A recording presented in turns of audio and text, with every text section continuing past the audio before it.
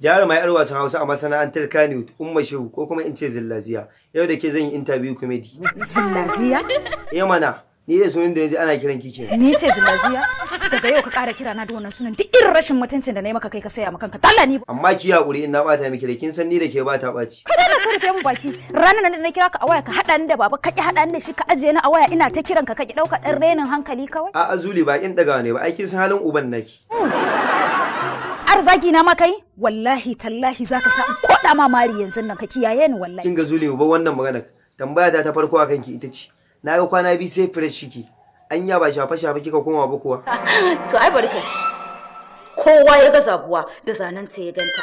Duk wanda ya kalle ni ya san ba farin kanti bane daga Allah ne. Don haka in bakin ciki kake sai dai ka mutu. To amma yanzu Zillaziya. Ina ga maka dai kira na Zillaziya na.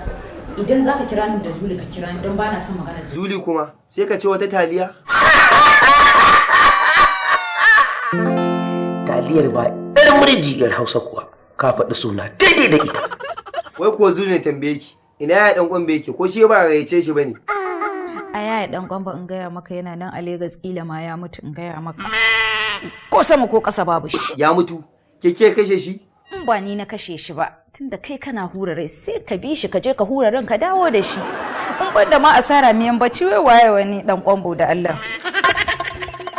Oke na gane. Tambaya ta ƙarshe akan ki ita ce. Ko wannan sunan Zillaziya bai fi Zulin da yake so a kira ki ba? Me wani Zillaziya? Gara Zuli. Wani Zillaziya sai ka ce wata ya tsana dan Allah. Haba.